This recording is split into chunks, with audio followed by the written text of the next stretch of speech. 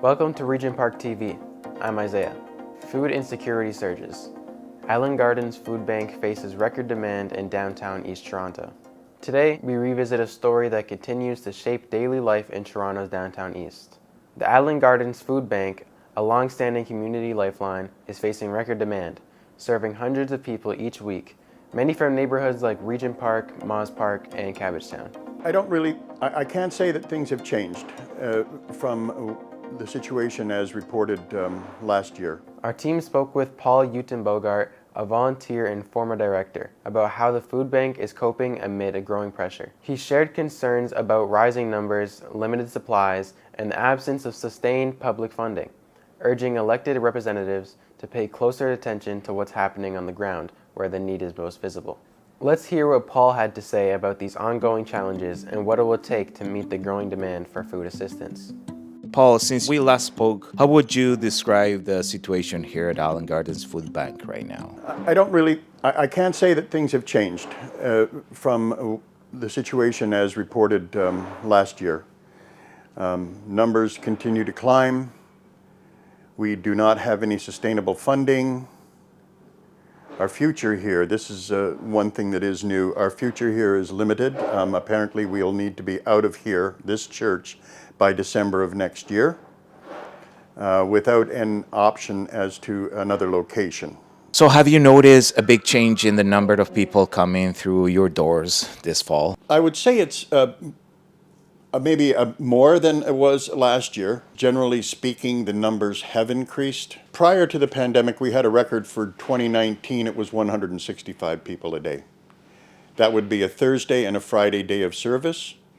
And now we're doing in the neighborhood of 5,000 per month, 1,400 a week.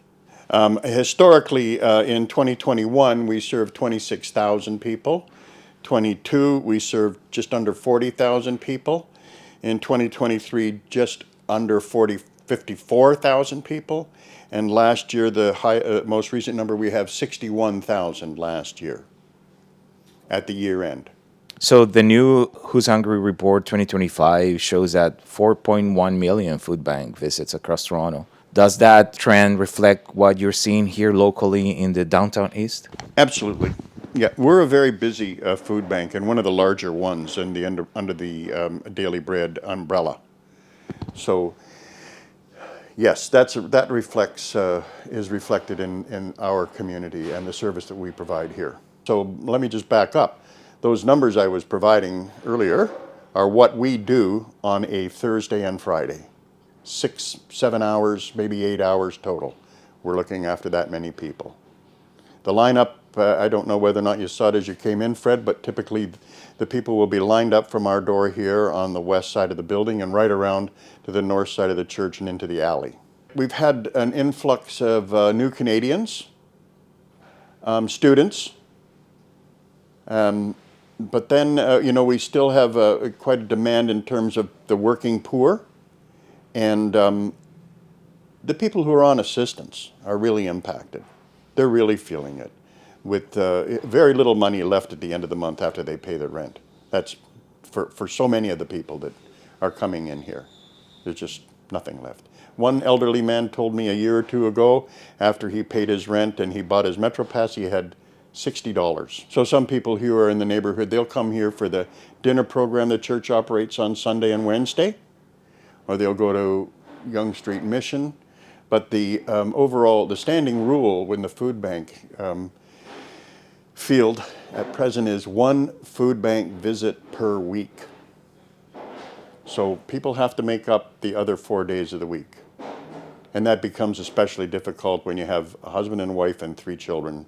The situation at Allan Gardens reflects what many residents across Regent Park and the downtown East already know. Food insecurity is not an isolated problem, but part of a much larger crisis shaped by poverty, housing instability, and economic strain. What goes on here is a reflection of the city and of the neighborhood. Okay. So we struggle to make ends meet. We don't have sustainable funding. There's no level of government, as I've reported in each one of the interviews with Regent Park TV in the past 2 years. There's no funding from the municipal government. That's why I asked whether or not Chris sees this. Nothing from the province and nothing from the feds. Now the feds do give money to Daily Bread and it trickles down to us. We get some portion of funding and we get food from Daily Bread and we get food from Second Harvest. But we still have to go into our own bank account for $15,000 a month to provide protein and canned goods and et cetera. So you see, that is a reflection of the community out there. What people get in the way of social supports, part-time work, whatever, is not enough to put food on the table. We have the same experience. We don't get enough in the way of funding to maintain this. If it wasn't for the corporations, we wouldn't be doing this to the extent we are now. We are able to provide people with nutritious meals. We buy the canned vegetables, we buy the protein. How are your food supplies holding up with this kind of demand?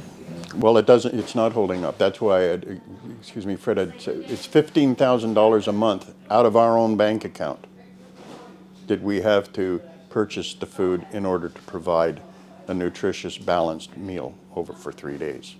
Like to buy chicken, to buy tuna, to buy canned goods like canned tuna, buy burgers, whatever the case may be. Despite limited resources, volunteers continue to hold their communities together with commitment and compassion. Yet real, lasting change depends on broader action and accountability, ensuring that access to food is treated as a shared civic responsibility, not a burden left to local charities alone. We have reported that in the past, representatives from each level of government have been here, feds, municipal, and provincial members. They've all seen it firsthand. But it's been predominantly a photo op for them. Oh, we have to do something about this. Oh, we have to get you some money. But it has never transpired. It's not happened. So as far as I'm concerned, it's just talking out of two sides of their mouths. Mm-hmm. You often said that your volunteers reflect your clients. Mm-hmm. How are they coping with the growing pressure? That was a question I mentioned to Gabriel when we met last time. I said, I don't know how they do it. I had to step down from 2 days of the week to 1 day of the week. I just found it too stressful coming here week after week, and as a director doing more than 2 days work, coming in here and putting in the time and seeing it only get worse. So I have gauged my lifestyle accordingly, my volunteer time here. There's other people here who volunteer 2 days of the week from 7:30 in the morning until 4 o'clock in the afternoon, week after week after week. Directors, no one gets paid, and we've never missed a day of service. We've missed sometimes. Again, it's happened where film companies want to use the church here for a film shoot. We close the doors then, but that's happened once a year, twice a year max. What keeps the team motivated week after week despite all these challenges?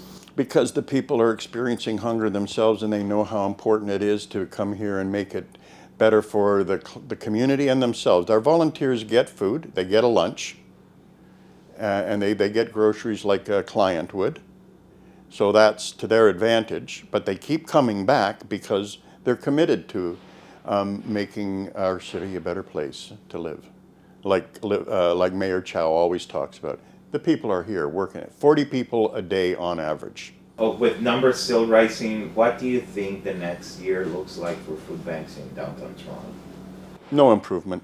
I don't see any change happening. Not until the government, different levels of government, acknowledge the problem that there is with food insecurity. Besides showing up at Daily Bread Food Bank or going to North York Food Bank. And having pictures taken and speaking for a little while in front of a camera, encouraging people to give at Thanksgiving and think of your neighbors at Christmas time and all of that. Think of us by providing sustainable funding so that we can provide the service without having to go hat in hand into the community. Corporations and private donors make this possible. It's as simple as that. Otherwise, it would just be basic rice, bread loaf, a loaf of bread, some canned goods, maybe some cat food. It would not be as extensive a grocery list as what you can see out here. Finally, how can residents of Regent Park support Allan Gardens Food Bank?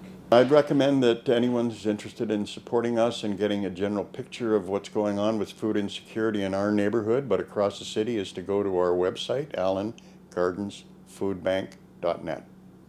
There's information there about how to make a donation, how to volunteer, what kind of donations we need, what type of food we need, etc.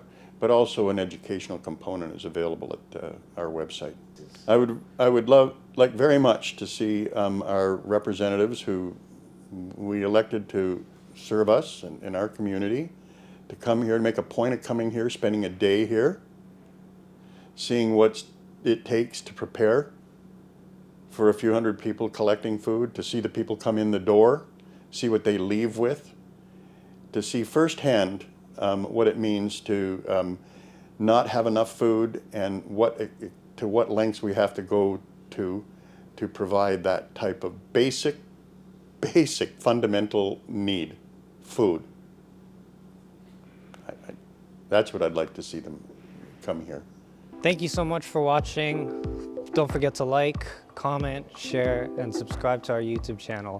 Also follow us on social media, and for more information, check out our website.